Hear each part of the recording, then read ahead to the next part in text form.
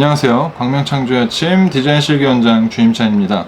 오늘은 아무래도 입시미술 쪽에서 많이 화두가 되는, 매년 그리고 예전부터 지금까지도 많이 화두가 되었던 부분에 대해서 이야기해 보려고 해요. 특히 발상과 표현이라는 예전의 실기 종목에서도 굉장히 화두가 됐던 이야기 중에 하나이기도 하고요. 그 다음에 사고의 전환, 그 다음에 이제 기초 디자인, 그리고 기초 소양 이렇게 진행을 하고 있는데요.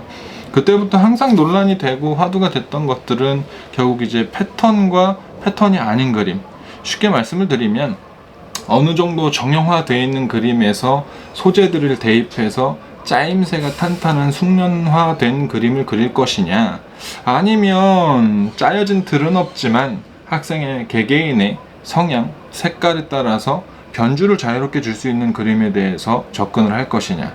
이 두 가지는 매년 그리고 과거에서부터 지금까지도 계속 화두가 됐던 이야기인 것 같아요. 저도 역시나 마찬가지거든요.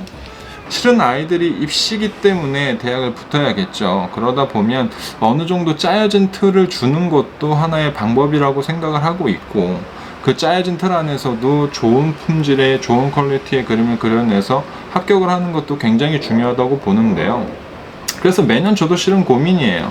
그래서 오늘은 이 두 그림을 두 파트로 나눠서 한번 진행을 해보려고 해요. 그래서 조금 더 잘 짜여진 틀 안에서 숙련도 있는 표현을 보여주는 밀도가 높은 그림을 한 장을 보고요.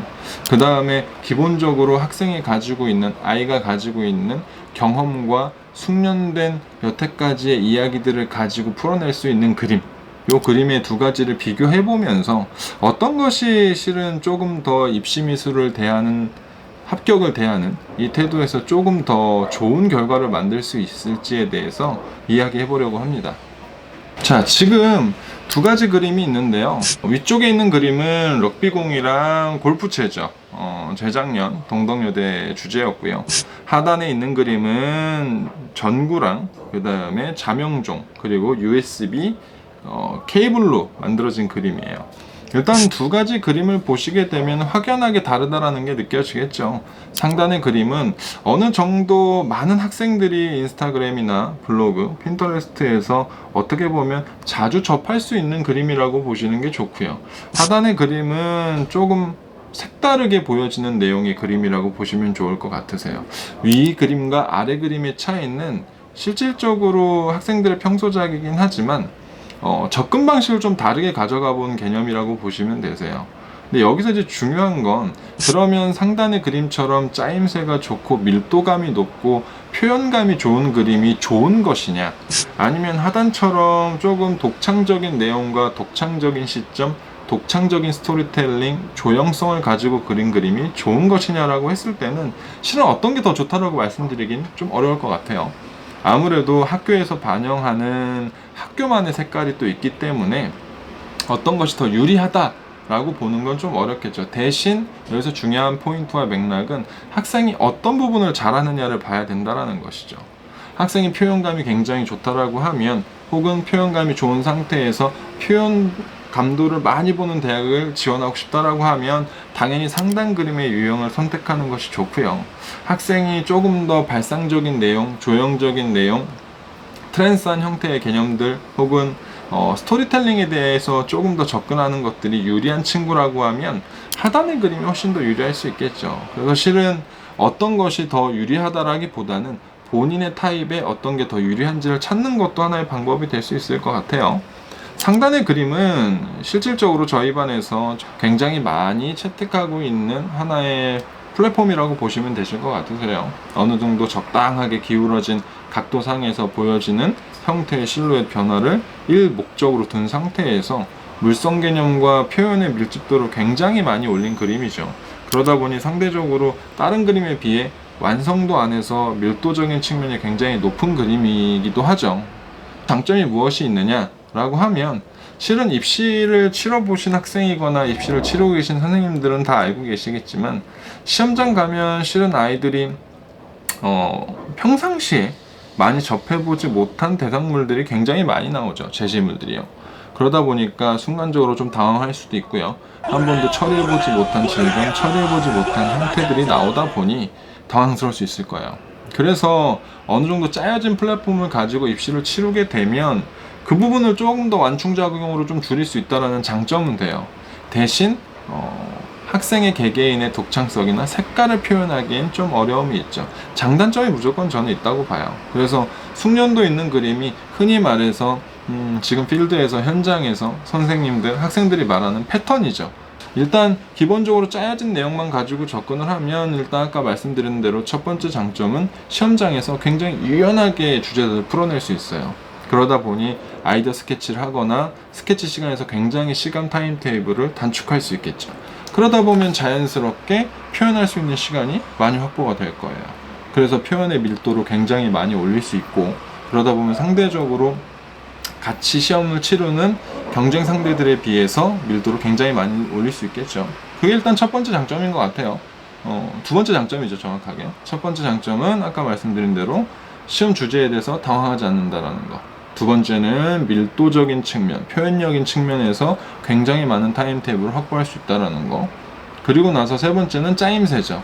어느 정도 특정적인 틀로 잘 짜여져 있기 때문에 짜임새가 굉장히 탄탄한 그림이 나올 수밖에 없을 거예요. 물론 이런 파트를 좋아하는 대학이 있고요, 이런 걸 조금 더 쉽게 말하면 거부감을 느끼는 대학이 있기 때문에 학생이 이쪽에 잘하게 된다라고 하면 거기에 맞는 대학을 찾아서 지원하는 것도 하나의 되게 훌륭한 방법이 될 수 있겠죠. 그래서 실질적으로 상단의 그림을 보게 되면 특별한 내용이라는 부분들은 많이 보이진 않아요. 그렇죠?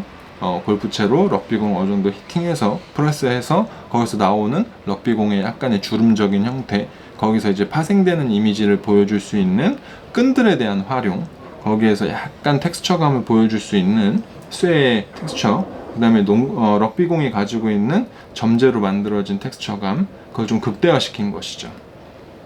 반대로 하단의 그림은 실은 상대적으로 상단에 있는 그림에 비해서 표현력이 굉장히 좋다고 보기엔 좀 어려울 것 같아요. 제가 보기에도 개인적으로 좀 그렇게 보이네요. 근데 일단 가장 첫 번째는 눈에 잘 띄어요. 상단의 그림처럼 짜임새가 잘 짜여진 그림들 사이에 있다라고 하면 굉장히 잘 보일 것 같아요. 그래도 어쨌든 기본적인 컴포지션 자체에서 조금 색다른 독창성 있는 내용들이 좀 보이죠. 시점도 조금 더 적극적으로 썼고, 내용도 어느 정도 굴절과 보여지는 형태들의 이미지화를 시켜서 스토리텔링을 만들어내려고 한 노력들이 굉장히 많이 보인다라는 것이죠. 대신 좀 아쉬운 부분들은 상대적으로 양감이라든지 공간감이라든지 이런 부분들에 있어서 부족한 건 아닌데, 상단의 그림에 비해서 심도가 좀 떨어져 보일 수 있는 단점은 있어요. 그러니까 서로 장단점이 있다라는 거죠. 하단 그림 같은 경우는 어느 정도 공간성이라든지 아니면 표현의 밀도 같은 부분들을 어느 정도는 좀 놓아야 될 부분이 있어요. 그래서 하단 그림 같은 경우는 학생들이 가지고 있는 감성, 경험, 이 내용을 가지고 기반을 해서 그림을 좀 프리롤로 그려야 되는 상황이기 때문에 아이들한테 아이디어 스케치해야 될 시간이 굉장히 많이 타임테이블이 들어갈 거예요. 그러다 보면 상대적으로 뒤로 넘어갈수록 채색할 수 있는 섹션의 시간들이 많이 줄어들기 때문에 상단에 있는 그림에 비해 상대적으로 좀 떨어질 수밖에 없는 단점이 있기는 하죠. 대신 어느 정도 눈에 띄어지는 독창성은 있을 수 있을 거예요. 요런 그림을 좋아하는 대학도 굉장히 많이 있죠. 물론 예를 들어 A라는 대학이 우리는 독창적인 그림만 뽑을 거야, 감각적인 그림만 뽑을 거야, 스토리텔링 잘한 그림만 뽑을 거야 하고 그 그림만 10장 중에 10장 다 뽑진 않아요. 한 7, 8장? 조금 비중이 좀 높은 것 뿐이죠. 그렇기 때문에 실은 어떤 걸 채택하더라도 저는 크게 문제된다라고 보이진 않는데, 그래도 학교가 반영하는 성향이라는 건 있다라는 것이죠. 그래서 요 하단의 그림 같은 경우는 좀 스토리텔링이나 발상적인 내용을 보는 대학들을 보면 유리하지 않을까 싶어요. 자, 이제 두 번째 한번 보실게요. 두 번째도 보시면 상단에 있는 그림은 이제 작년에 명지대학교 자연캠퍼스 패션 디자인과 합격생 재현작이고요. 하단은 저희 반에서 지금 진행하고 있는 이제 평소작이라고 보시면 되실 것 같아요. 상단도 역시나 아까 1파트에서 보여드렸던 그림과 좀 일맥상통한 내용들이 있죠. 어느 정도 기울기를 가진 상태에서 형태가 접지, 만나는 부분에서 물성적인 이야기, 아보카도가 좀 더 뭉개지는 이미지, 아보카도 씨가 빠지는 이미지, 거기서 아보카도 껍질이 요동치는 이미지. 실은 서로 물성적인 작용이 일어났을 때 만들어줄 수 있는 꺼리를 주포인트로 간 상태에서 표현, 화이트를 찍거나 텍스처감을 만들어내거나 중간 단계 명도 값을 굉장히 풍부하게 만들어주면서 굉장히 밀도감이 좋은 그림으로 보여지게 되는 그림이죠. 하단 그림은 상대적으로 휴대용 선풍기와 휴지를 가지고 어느 정도 주제어도 있었어요. 리듬감을 표현하시오 라고 해서 이 친구는 미니 선풍기에서 이 회전축을 뽑아내서 휴지를 말아서 음표를 이미지화 시켜서 약간의 스토리텔링을 좀 가미한 그림인데요. 이것도 역시나 상단과 조금 더 반대되는 이야기의 그림이죠.